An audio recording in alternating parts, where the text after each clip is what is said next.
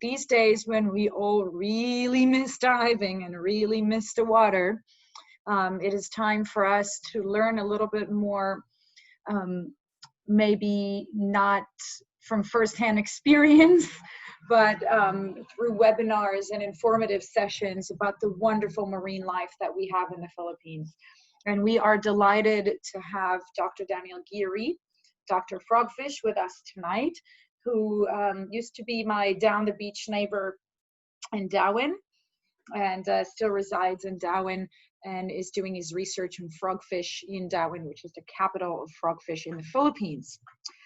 So the way we're going to run through today's session is I'm going to turn it over to Daniel in a second and a bit, but just run you through some rules and how we're going to run this session. So first of all, if you're signing in, please turn off your mic and your video so we can only hear Daniel, and then we will review the presentation. If you have any questions, kindly look at the bottom bar. You'll see a chat window. When you click on that chat window, you will see a place where you can write your questions. So at the end of the session, we will have the time for questions and answers. And during that time, I will read the questions in the order in which it was written and read those to Daniel, and he can respond. So any comments or questions, please put it in the chat window. And without further ado, let's turn it over to Daniel. All right, thank you, Ronnie. Thank you guys for joining us on this nice talk about frogfish. I see at least one familiar name in there. Hey, Allison. But we'll go ahead and get started. So just a little bit about me. I went to school and got a degree in marine biology, and then I moved out here to the Philippines and became a dive instructor. And then I learned in my instructor course that you can write your own PADI course. So I said, cool, I'm gonna write a frogfish course. So I've basically been photographing frogfish and teaching people about frogfish for about the past 5 or 6 years. And we're supposed to start now, but due to the virus thing going on, it's been delayed a bit. But the course is now offered at Atlantis. So anyone coming to Atlantis can go ahead and do the frogfish course, learn all about frogfish. Tonight's presentation is not really a scientific presentation, but more of a frogfish are everywhere in Dauin, and I'm going to show you lots of examples and hopefully teach you a bit better how to find them and how to photograph them. And keep in mind, these tips aren't just for Dauin. Tips about finding them, photographing them, they work pretty much anywhere where you're going to find a frogfish. We just happen to have more here than anywhere else, not just the Philippines, but I say in any country in the world. But just to go over a couple simple things, what are frogfish? As you can see, this one's got a really nice lure sticking out of its face. So they are a type of anglerfish. Anglerfish are an order, and frogfish are a family within that order. So all frogfish are a kind of anglerfish. And they usually look something like this. This is a painted frogfish, but it's the most generic, most common frogfish. You'll see it's got 2 sets of fins on the bottom, the lure and the dorsal spines on top, just your generic frogfish shape. And you might hear a lot of people talk about frogfish being in Dauin, and that's why I moved here in 2014. That's why I still live here. That's why I'm not going anywhere else, is we just have so many frogfish. And one of the reasons is when frogfish reproduce, most of the species release their eggs into the water, and then they're going to float away in the currents. So somehow, some way, the currents drop tons of eggs right here on our doorstep in Dauin. So it's a frogfish nursery for about half the year, from roughly December, January until about June. Keep in mind those dates might alter a bit by a month, depending on a lot of times water temperature, speed of the currents, but generally that's the time frame when the juveniles show up. Sorry, my 2 cats are fighting. Getting pretty annoying over here. Come on, guys, cut it out. So we get a lot of babies here. And if you've been here in those first 6 months of the year, you've probably seen ones like in this photo, a nice little orange one. That one's about 8 millimeters to 1 centimeter. So the peak season for babies is around April or May. And the best part about that is a lot of the babies from December, January have grown up by then. So if you ever come to Dauin and you love frogfish, try to come between April, May, or June, because that's when we have frogfish of all ages, all sizes. And my record here is 10 species over 2 days and 8 species in 1 day. So we've got number of species, we got number of sightings, and a lot of them are babies. Sometimes we only see babies on a dive. So you might see around 15, 20 frogfish, and combined they only add up to about 15 centimeters. We call that the baby boom. And you can see in this photo, it's a very, very small frogfish, and the tail is still see-through. And that's my pointer stick next to it. So like I said, December, January until May or June is your best bet for frogfish. And one of the reasons that the frogfish tend to stick around is a lot of our mucky diving habitat. And a lot of times muck has this negative connotation because the word muck just doesn't sound appealing. But it just means not coral, basically. And in the muck, you have a lot of different habitats that are perfect homes, not just to frogfish, but any other ambush predators that rely on camouflage. So this little hairy frogfish is just sitting in the sand. It's so tiny, it doesn't need to blend in with anything else yet. It's just a little puff of algae. I mentioned sponges. If you've been to Lembe, you see a lot of orange frogfish on orange sponges, but this is from here in Dauin. And you can see it's perfectly camouflaged against the orange sponge in the background. So if you're looking for frogfish, always look next to sponges. A lot of times they'll just stand right next to them, saddle up next to them, and camouflage that way. So anytime you see a sponge in the middle of the sand, just do a circle all the way around it. Even if it's really small, you never know what little frogfish might be hiding there. And the easiest thing to look for is the outline of the fingernails and the outline of the tail. That's normally what catches my eye when I'm swimming by areas looking for frogfish. They also like stringy sponges like these. And this isn't just for Dauin. I went diving in Florida and found a frogfish because they have these sponges there. And I'd seen so many here, I just assumed I might find one there, and it worked out. So if you go to Bonaire, places like that, they love these sponges as well. So this is actually a giant frogfish sitting on this stringy sponge, but you can find clown, painted, freckled, a lot of species on these pink sponges.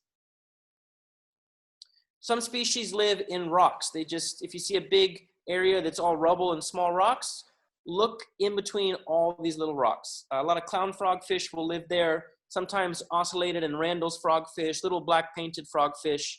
Other rare species live underneath the rocks. So anytime you see big sand, pebbles, rocks, you want to look in there definitely for some frogfish. Seagrass and algae. You can find frogfish there as well. And as you're figuring out, you can find frogfish pretty much everywhere. But you'll learn with more dives what species to look for in what habitats. So in algae, you can get a lot of hairy frogfish and also ones like this one, the ocellated frogfish.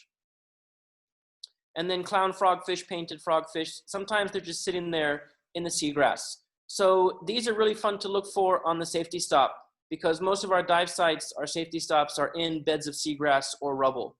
So we're looking for frogfish from the second we're in the water till the second we exit. I've seen frogfish as shallow as less than 2 meters before. I was putting on my fins and it was on a little sponge next to me. So they're as shallow as 1.5 meters even. Another frogfish specialty is a mooring block. Mooring block, just any chunk of cement or tire used to anchor a boat. And that's because these mooring blocks basically act as little islands. And I mean that it's its own ecosystem on each individual mooring block. and then there's just empty sand around it. So at these mooring blocks, like in this photo, you'll have schools of glass fish or cardinal fish, other small fish, and that allows these frogfish to sit there and have an all-you-can-eat buffet. Even crustaceans, ghost pipe, cuttlefish, a whole host of organisms will all live in harmony at these mooring blocks. So like I said, you start searching for frogfish the minute your dive starts. Sometimes you can see the frogfish from the surface before you even descend, because you know they're on the mooring block and you can see that white outline or orange outline from 3 or 4 meters above. So always check mooring blocks below the boat, as well as any other chunk of cement you find underwater. Likewise, logs and rope. Once again, they also function as little isolated areas or little islands. These two lived on a log at San Miguel. I think that log is still there. I think it broke in half during a storm, but there's almost always frogfish on it or near it, as well as ghost pipe fish, sometimes ambient scorpion fish. It's just its own habitat covered in algae, coral growing on it. So any logs, any rope, take a good look, go up and down each side, and you have a good chance of finding small frogfish, a lot of times camouflaged as little sponges or tunicates growing on the ropes or the log. And we don't just have small frogfish, we also have a good number of giant frogfish here as well.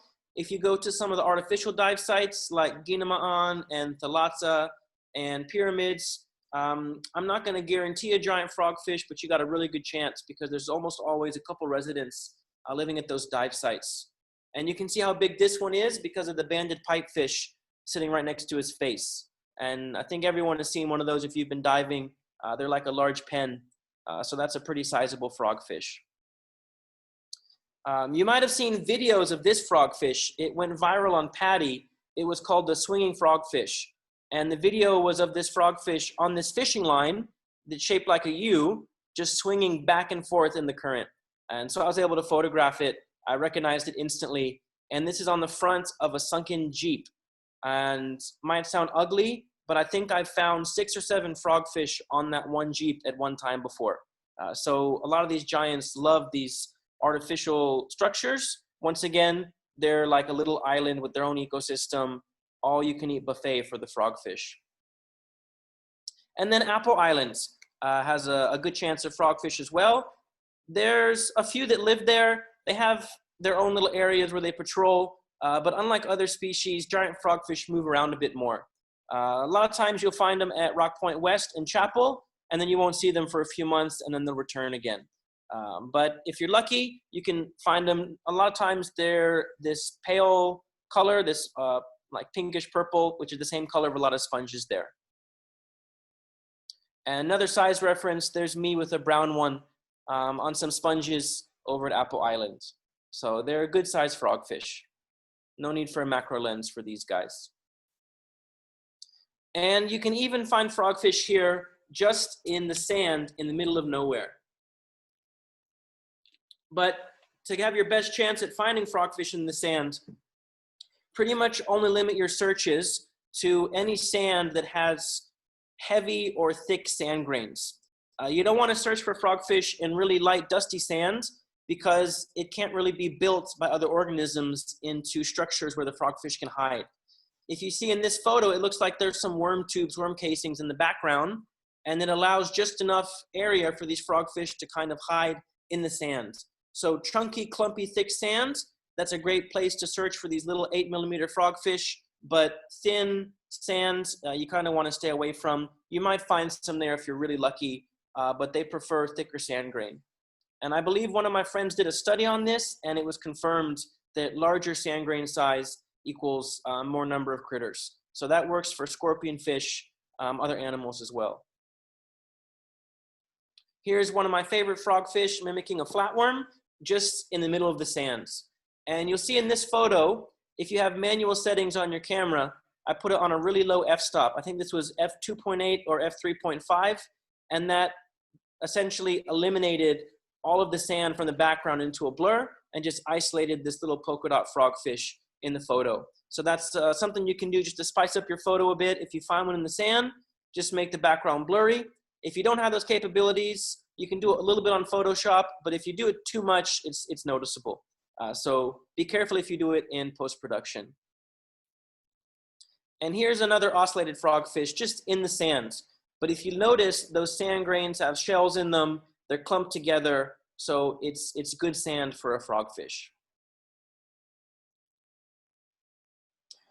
So long story short, you can find frogfish almost anywhere, but look for things that are isolated with life around them. Mooring blocks, sponges, large algae-covered rocks. That's where you're going to find a lot of frogfish. If you're finding seahorses, if you're finding scorpionfish, those are also good signs that you might have a good chance of finding frogfish, because a lot of times you'll find them in the same area. Flamboyant cuttlefish, a lot of these guys, you're going to find them in the exact same places as frogfish. You just keep an eye out, look for the fins, look for the tail outline, and just search every large rock, every pile of rubble, every rope, and just look very, very carefully. Sometimes go around it at one direction, and then when you've gone around that, whatever you're looking at, turn around and go around the other way. And sometimes you'll find frogfish that weren't visible from another angle. So just look twice from all different angles, and you never know when one might pop up. And one of the things I cheat with when I'm finding frogfish is if somebody ever finds one, I always quickly look for a second one somewhere near it, especially if it looks a bit chubby or pregnant. So if you see one with a big belly, you want to look for one in the vicinity for a small male that might be hanging out waiting for mating time. So with that being said, I'll just go and describe the frogfish species we have here in Dauin.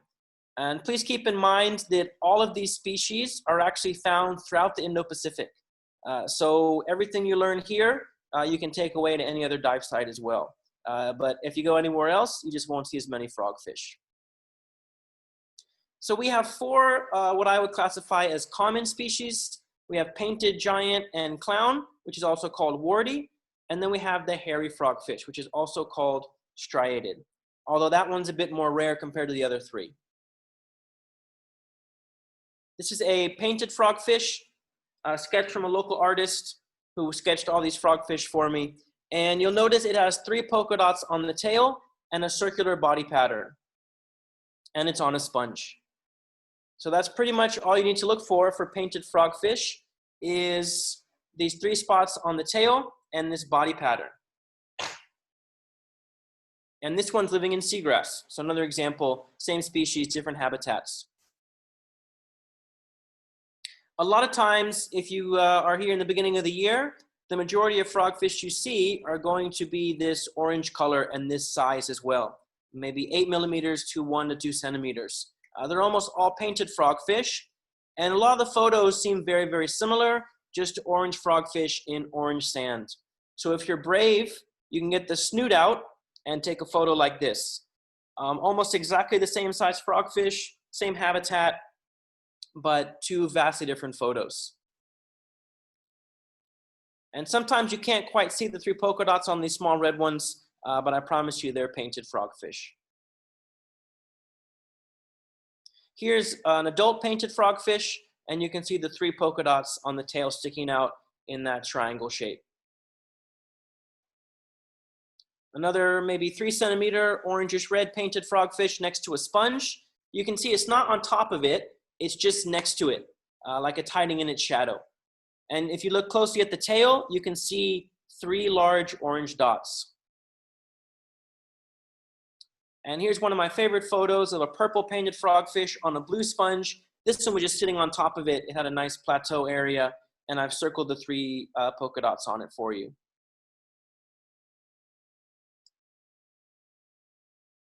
This one is in some marine plants.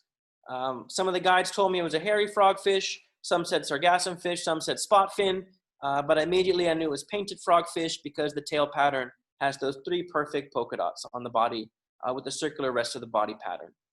So painted frogfish, they're around, some ID books say 30 centimeters, but I've never seen one over 15, and normally they're between around 3 and 10 to 12 centimeters.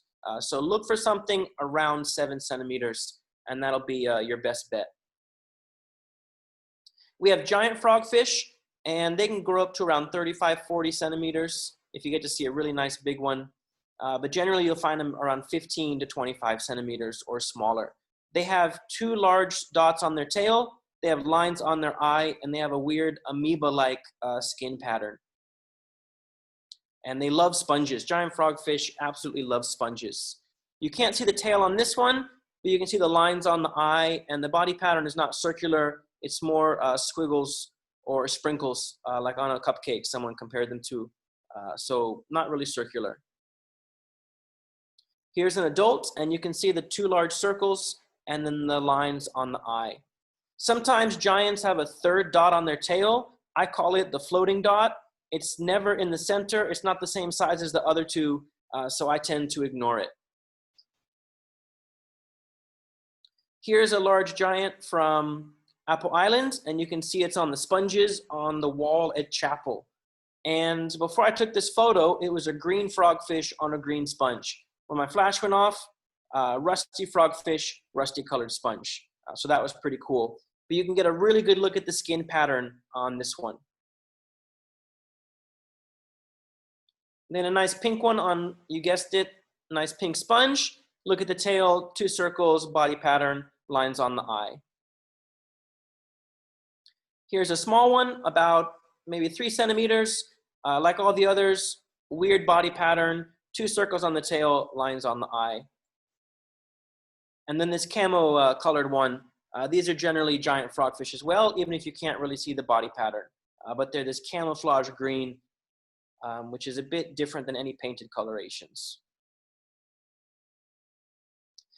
Sometimes, which happens to me a lot of times, you'll find a giant frogfish when you have your macro lens with you, which can be pretty frustrating. So I figured out a cheat code for that. Just photograph the eye and the mouth and maybe the first spine. And a lot of times you can have water in the background for a nice blue or black background in the end. So these frogfish might be too big for my camera, but I was able to get pretty solid photos anyway, just isolating their face for a little portrait shot. Same with these 2. On the right, in sponges with a nice black background. In the left, I didn't make it a black background. It was under a pier, but you can still see the whole body is hidden, but because of this little technique, it's a fine photo in the end. And you can still ID the frogfish from the body pattern and the lines on the eye from both of these photos. We have clown frogfish, which are quite common here. They're the cutest and at the same time least cute frogfish. I'm not going to use the word ugly, that's not allowed. But when they're juveniles, they're very, very cute. And they have this clown face paint, and they have no warts on their body yet. So they're typically white or yellow with a red or orange, what I call face paint. They can grow around 15 centimeters. They like rocky rubble areas, and they like sponges. When they get older, they get covered in warts, which is why they're called warty frogfish. A lot of times they don't really blend in. They actually stand out and are quite vibrant. And that's because their body practices disruptive camouflage. And so what that means is instead of like the orange one blending in completely, they use their body pattern to disrupt their actual body outline and will confuse any fish or other prey items into thinking it's just a couple sponges branched together. So that's why a lot of times they're bright yellow in the seagrass or on a sponge, not camouflaged at all to us, but to fish they're very well camouflaged. There was a lot of debate about this frogfish in the ID books. It was painted, but I spoke to the authors of the ID books and I spoke to the leading frogfish scientist in Washington, and they agreed that this is also a clown frogfish. As it gets older, it gets the triangle and normally loses the orange polka dots. But that's actually a juvenile version, so same species as this frogfish, clown/warty.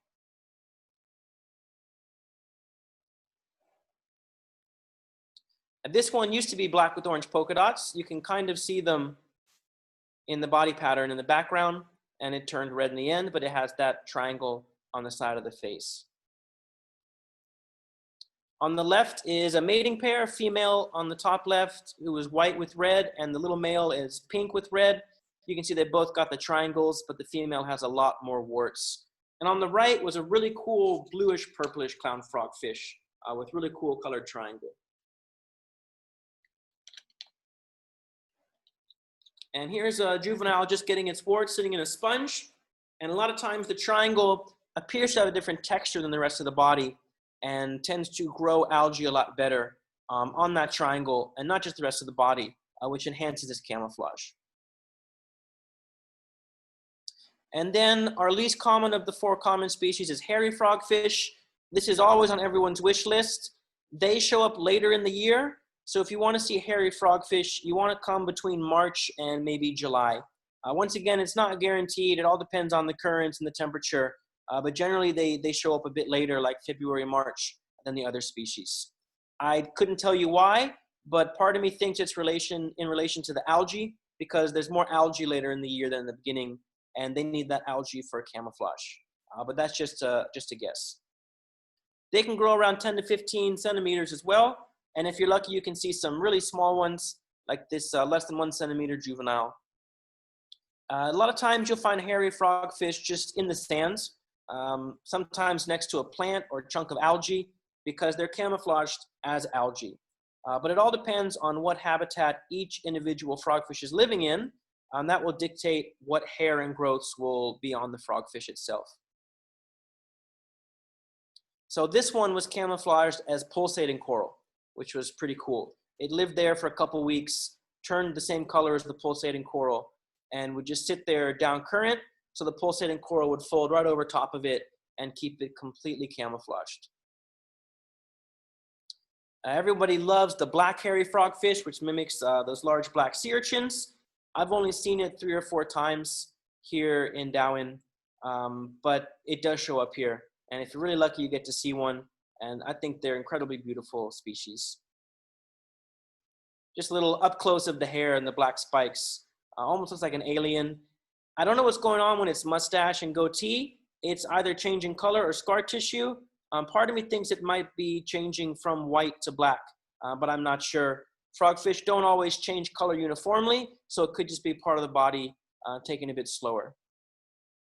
I've seen another black one with an orange goatee, so it's not the first one I've seen with a different colored mouth of this species. Then we have white ones, and they pretty much don't have hair. They just have peach fuzz because they mimic the dead urchin shells of these heart urchins. So I go to the other angle, and you can see the head. It does have hair. It's just very, very, very small because it only needs small hair to blend in with the urchin. You don't a lot of times see these urchins when they're alive because they move very fast and burrow themselves. And then sometimes you'll see hundreds of them in a big field at one time. So they don't mimic living ones, only the dead ones. That's why they don't have any hair. But they are all the same species. Your typical one here in Dauin is going to be brown like this, and sometimes they can be really annoying to photograph. So what I like to do, like the other frogfish, is put it on a very shallow depth of field, like f2.8, f3.5, and you can blur out the background and just have the frogfish plain in view with just his goatee and his eyes in focus. Or you can snoot it, almost the exact same frogfish, same pose, but very, very different photo. We have some less common species, which I would classify as the freckled frogfish, the ocellated frogfish, and the Randall's frogfish. Freckled frogfish is a bit of a tough one because they're almost always hiding and they come out at night. So the way to ID these is that the base of their tail isn't there. The tail starts where the body ends.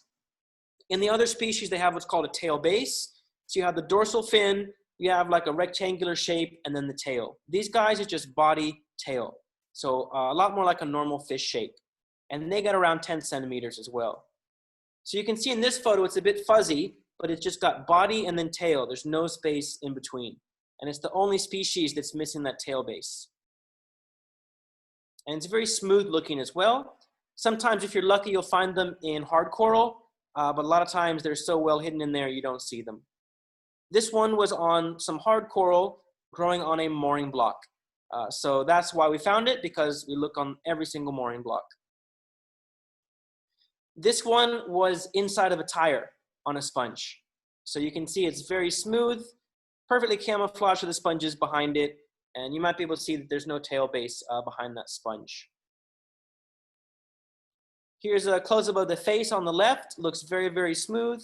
On the right is a nice, beautiful purple one. And you can see at the top right, body and then tail, no space in between.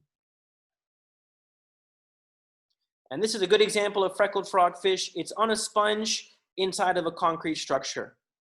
So a lot of times you find these guys on sponges inside of other things, but you get a good look at the tail here and the lack of tail base. This one, I believe, is freckled frogfish, but I'm still not 100% sure. You might have seen a frogfish called paper frogfish on social media. It grows into this. I've seen them a couple times, and I'm almost positive they're freckled frogfish, but I just want to put that photo up because it's a really cool looking body pattern. And once again, on a sponge. This is the ocellated frogfish. It only grows about 3 or 4 centimeters, so it's not very big. You'll find the black ones a lot of times next to ropes or in algae or seagrass, and you'll find the colorful ones underneath sponges that have been dislodged from their anchor. So they kind of just hobble over to it and dig themselves underneath. They have a unicorn horn, they got long fingernails, and a beautiful ocellus or circular spot with a ring around it on their dorsal fin. But once again, very small. So here's your typical coloration, black with the orange ocellus. I've circled the dorsal spine, but it's not sticking out. It's just resting against the head. In this photo, you can see it more clearly, just a nice big horn. And you can see this frogfish body shape is a bit different as well. But you look for the horn, and that second dorsal spine is quite large triangle. Here is a really beautiful colored one. You can see the unicorn horn sticking out, the beautiful ocellus, and what looks like a sea urchin spine acting as a toothpick. So maybe got some stuff stuck in his teeth. And you can see this one is just walking in the sand. Maybe it was about 2 centimeters. We found 4 or 5 in one area, just walking, hanging out. And this was at San Miguel. A really good dive site for this species. And here's a beautiful juvenile yellow one. And I think all of these photos, except for the first one of this species, were all from San Miguel. And this one is next to one little piece of seagrass. Then we have Randall's frogfish, which is one of the more weird looking frogfish. Also only grows about 3 or 4 centimeters. And they mimic Halimeda algae. So anytime you see those little green plants, look like shamrocks, you might find them hiding in there. Other times they like discarded algae-covered fishing line, and they like rope. So anywhere they can blend in as a little plant, you might find these Randall's frogfish. And you can see it doesn't really have that dorsal spine in front. It just has the big one. And something cool about these guys is that they have a pocket for their lure. So when they're not using it, it just sits in a little pocket. No other species does that. If you look closely in this photo, you see the eyeball. To the left of the eyeball, you see the nostril, and then go straight up from there, and it looks like a little snail. That's the lure hiding in the pocket, which is that dark teardrop-shaped area. And then in the background is the Halimeda. So that's why it's a very, very paper-thin frogfish, mimicking these plants. Here's a better example. They're actually in the Halimeda in this photo. So in case you don't know what Halimeda is, it's the plant or algae in the background of this photo. You have the female in the front and the little male in the background, bottom right. And this one was underneath the rope, but I was able to sneak my camera underneath and get a good angle of it. And you can see it's very, very thin. This one's not so thin. I think it just ate something pretty big, but still has the same body shape as a Randall's frogfish. And this one was on a mooring block on a tire with some rope around it. Nice black variation of the Randall's frogfish. And then last but not least, we have rare Dauin species. And these might not be rare other places, but here they're quite rare. We have Bandfin Frogfish, Sargassumfish, and Spotfin Frogfish. This is the Bandfin Frogfish. It looks pretty weird. It looks almost like a potato. It has a rod with no lure. It's got dorsal spines that are fixed in place. And from my experience, it comes out at night. Otherwise, it's living underneath rocks in very shallow water where you're putting on your fins during a shore dive. So if you want to see this species, do a night dive, come back about 10 minutes early, and just spend that last 10 minutes looking in all of the rocks before the shore in like 3 meters deep. And you might see them walking around if you're very lucky. And here's from the front. It almost looks like a stonefish, but it's got that dorsal spine, rod with no lure, so definitely a frogfish. I've only ever seen 3 of this species in a couple thousand dives here.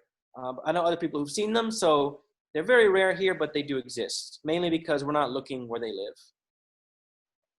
Sargassumfish can be quite popular at other places, but they tend not to come here that often.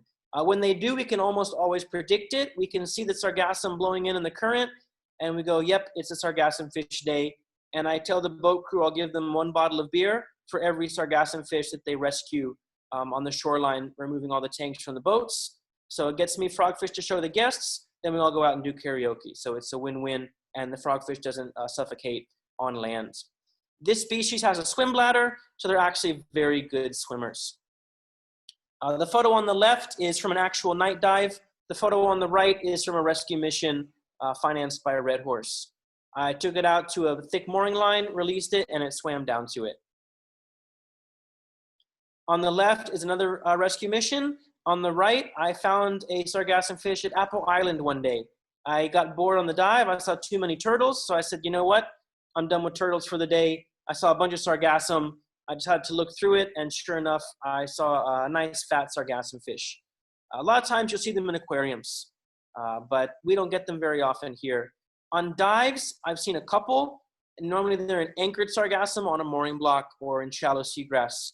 You do see them diving, but generally you're going to see them when they wash up on shore or at the surface putting on or taking off your gear. And here's another rescue mission, and you can see the reflection on the surface behind it. And last but not least, we have Spotfin Frogfish. They're quite rare to find here. In fact, they're almost never found here because they live underneath rocks in 2 to 3 meters of water. Almost every time I've seen them involves somebody misbehaving underwater, moving habitat. So I can guarantee how to find these if we move habitat, but I have a rule when I dive, I don't touch anything.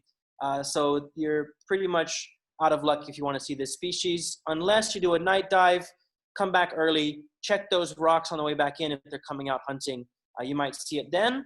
Otherwise, they look kind of like freckled frogfish, but they have more of a hunched back and they do have a tail base. But once again, they live underneath rocks in very shallow water, so they're pretty hard to find.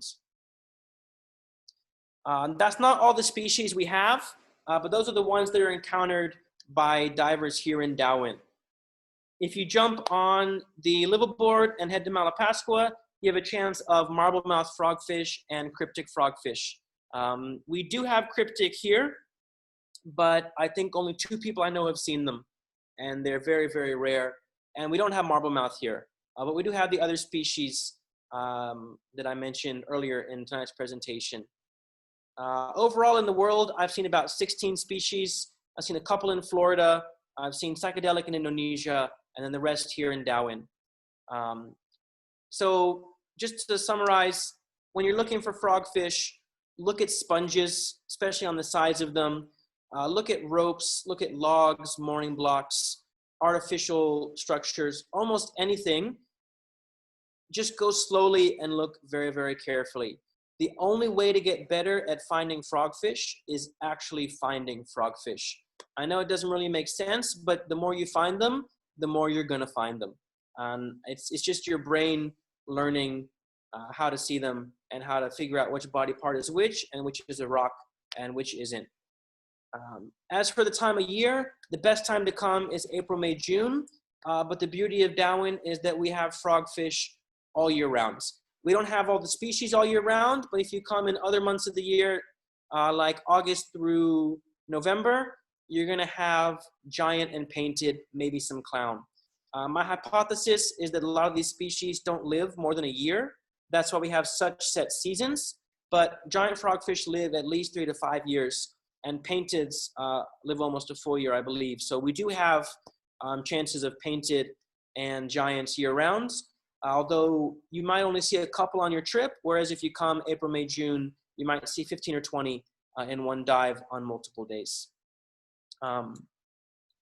So if you want to know more about frogfish, definitely come to Atlantis and sign up for my PADI course. It comes with my own ID guide, which will help you identify all the frogfish here in Asia, especially here in the Philippines. Do some dives with me while you're at it. And we do have more than frogfish here in Dauin, but we're not just the frogfish capital of the Philippines. I strongly believe that we're the frogfish capital of the entire world. Lembe might have more species, but we just have more numbers and less garbage. So with that, Ronnie, that's it for capital of the Philippines for frogfish on my end. And so I'll pass it back to you. Super, super. You guys, we will just jump quickly to a couple of slides that I want to share with you. So bear with me as we share screen. Oh, wait, is this your screen? Yep. All right, super. Then we just stay in your screen. Cool. And we can flip through it. So, and I can answer Allison's question there, or maybe you can answer it later. So Atlantis Dive Resorts, guys, a lot of the people on this presentation are very familiar names. Thanks again for joining us on another wonderful webinar session. Thank you, Daniel, for a run through, a very photographic run through of the species that we see in Dauin. I remember when I first came to Dauin after been diving in Palau for a few years, I went like, oh my God, what are all these small things? And sooner than later, San Miguel became one of my favorite dive sites, especially around the time of the year, as we can see so many frogfish and so many juvenile. And actually, I see them snorkeling outside of my house. So in the 2-3 meter span, in the rocks, in the seagrass beds, is where we find them. So who is Atlantis and where are we? Atlantis Dive Resorts has been in the Philippines for 25 years. And we operate 2 land-based resorts. Look at you, you're such a psychic. Yeah, go, go. So we have a dive resort in Puerto Galera in the north part of the Philippines, in the Mindoro Island, across from the Warty Passage. For those who joined us last week to the fascinating presentation of Terry Goslinger about the biodiversity of the Warty Passage and actually being the center of biodiversity in the world.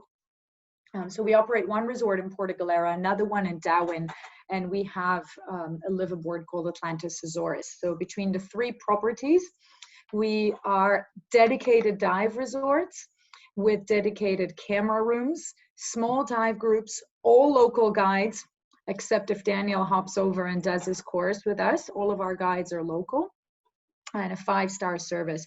We are the only dive resort offering 5 guided boat dives per day. Not from bunkers, but from speedboats. So we go out and back after each dive. 2 morning dives, 2 afternoon dives, and 1 night dive every day. So this is our camera room in Dauin. Very, very spacious for 16 DSLRs, big ones with air guns and everything that you need. You can click through, Daniel. This is our resort in Puerto Galera. We have 40 rooms in Puerto Galera and 44 in Dumaguete. If you click another one through, then you'll see our dive resort in Dauin. It's a beachfront resort and the restaurant is right on the water. We're facing east to incredible sunrises. And 1 more click will get us to Atlantis Azores, our liveaboard. There we go. She's 32 meters long, carrying 16 divers and 10 crew. If you look, about 1/3 of the boat is a very, very spacious dive deck with a large camera setup table with 4 stories, and it's an absolute delight to dive off. It's a dedicated dive boat. 1 more click. Oh, and it's got a freshwater jacuzzi on top. And these are the one, and then just click through this. We offer 4 different routes. Oh, I guess we lost all the, there we go. No text. Okay, well, we offer 4 different routes, Apo Reef and Coron Rex. Then we head down to Tubataha, and then 6 months down in the Visayas, where we dive Bohol and southern Visayas, or we go around Cebu Island all the way up to Malapascua, where you can see different species of frogfish. And our liveaboard, except for Tubataha, departs from our resorts. So we are all waiting for you. We are waiting for this corona to end. We are waiting to take you diving. We're waiting to show you frogfish and fantastic other critters and fish in the Philippines.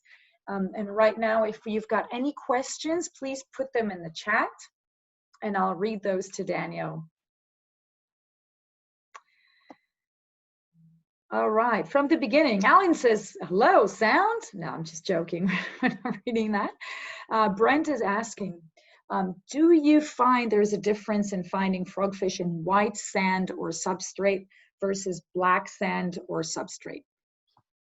I think the difference is there's just more frogfish in areas with black sand or dark sand. So they're going to be easier to find just because there's more of them. But I'm able to find them in Malapascua, other places with white sands. I think they just stand out more in the dark sands, and the dark sand just has more critters. And so I think that's just, I don't think you can really compare white sand versus black sand, because I think there's just too many living in black versus white sand. All right, the next question is for me. So you mentioned that frogfish can grow hair as needed for camouflage. And then do they remove it? So the hairy frogfish have those hairy-like growths on their body. And within that species, they will basically evolve to copy whatever habitat they're living in. I think they can continue to grow hair, but I don't think they can then remove the hair. Like, I don't think that a black hairy frogfish could get a buzz cut and go to a white hairy frogfish. But I think a white one could turn black and grow the hair. Because it's not really hair, it's actually physical parts of its body sticking out. All right, and then the yellow ones that we see?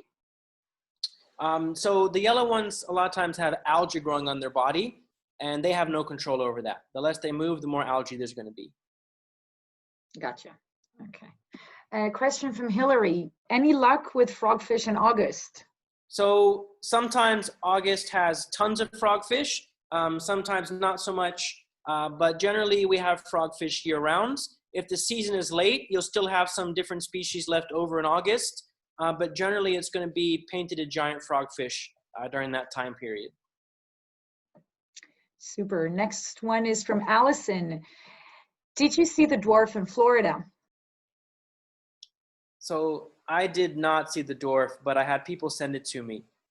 So BHB is Blue Heron Bridge. It's this dive site under a bridge on the coast of Florida. And you have everything from frogfish to manta rays. There's a bull shark a couple days ago. And they have little dwarf frogfish that look just like Randall's frogfish. That's actually the last species on my list of common Florida species. I've seen the other three. So just waiting on that one.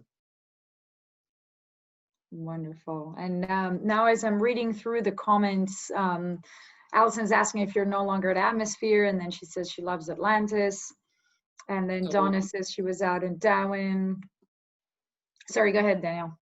So I worked at a place called Atmosphere for about 4 years. And then I started Dr. Frogfish and decided I want to offer my frogfish knowledge all over the place.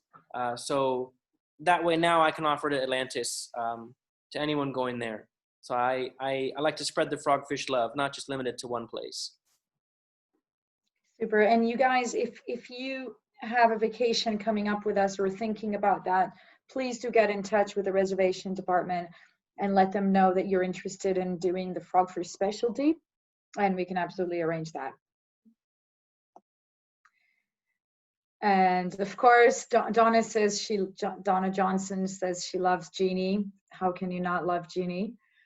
Jeannie is, I think, probably the oldest dive guide on the beach. He's once I asked him how old he was, and he said it was insulting. But I believe he should be pushing 50. Is he older than Wing Wing? Sorry? Is he older than Wing Wing? Well, that's the thing. They've got this running joke between them. And once I got them in a serious conversation, and I think Jeannie's older, but not by much. So I didn't look at their personal file to check birthdays, but yeah. So Linda says it's very interesting. I was lucky to get a shot of frogfish last August in Porto Galera. Absolutely. So I've been diving Porto Galera twice a year, even though I live in Dauin, we go up to Porto Galera. And kind of the same timeline or seasonality we have in Porto Galera as well, but we do see heaps of frogfish there as well. I don't know, you dove up there, right, Daniel? I have not been there yet. I've heard there are really good frogfish there, just not like the numbers we have here. No, but we do have quite a lot of sponges up there. In some areas, more sponges. So I do find that we see quite a lot of giant frogfish, but I wouldn't say it's more than what we see in Dauin. Yeah. Hi, Mike. We can see you.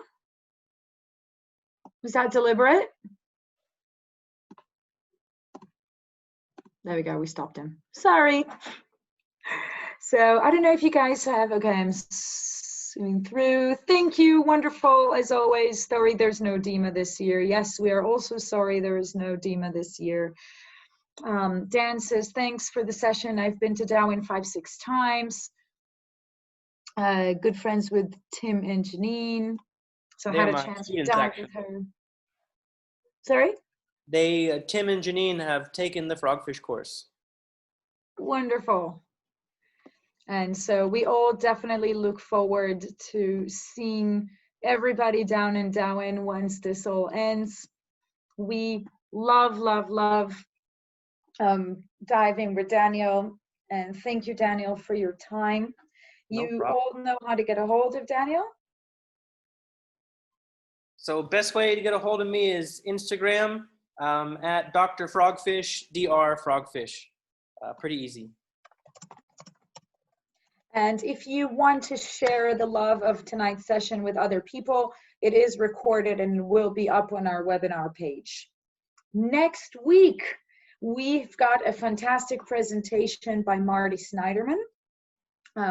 Please do join us. It's about fish behavior.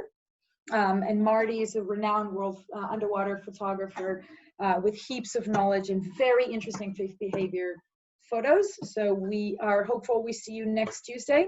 And I will send now the link to where you can register. And if there's no other questions, we are delighted to have Danielle with us. Thank you so much for your time, guys. Here is the link for the next presentations and for the recording of this one. Thank you so much.